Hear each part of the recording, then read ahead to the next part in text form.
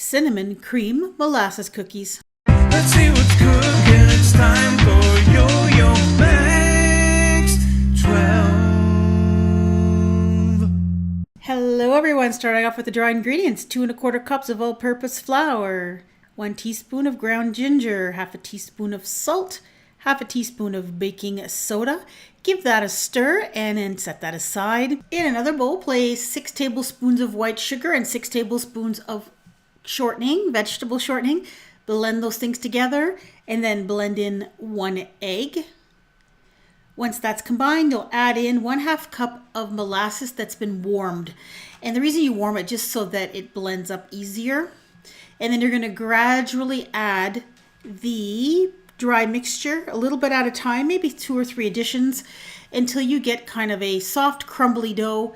Then you're going to bring it together with your hands until it forms a dough ball. Cut that dough ball in half. Then roll out that half to about 1/4 of an inch thickness.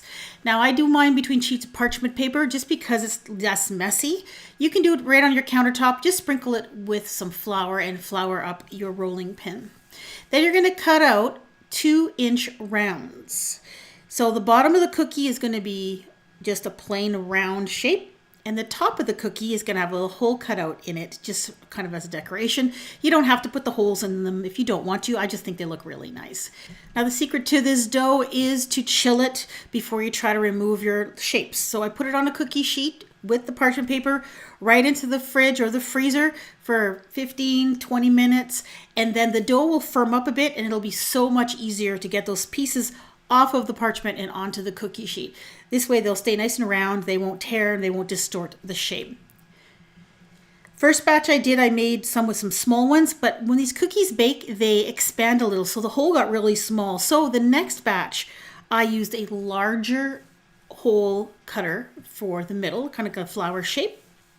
And then you're going to bake these at 350 degrees for about 10 to 12 minutes till they're just lightly brown. Now for the filling I ended up doubling because the original recipe I found did not make enough.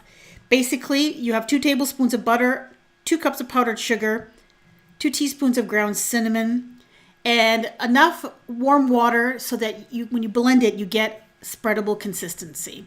So you just stir all those things together. I put mine in a piping bag, just I thought it would be easier. You're going to spread about a teaspoon, teaspoon and a half. The amount is up to you, of course, onto 1/2 of the cookie, and then add the cookie with the hole on the top right over there. Just press down slightly, and you have a completed cookie.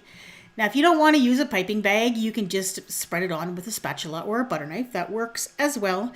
Now, this buttercream will crust up like regular buttercream does. So you'll be able to stack these in a container at room temperature. Now, my husband loves any cookie that has cinnamon and molasses in them. He loves that combination. So I made these for him in the month of April, but you certainly can use this as a Christmas cookie if you like. The cookie is quite crisp. It's almost like it has a ginger snap kind of a texture to it.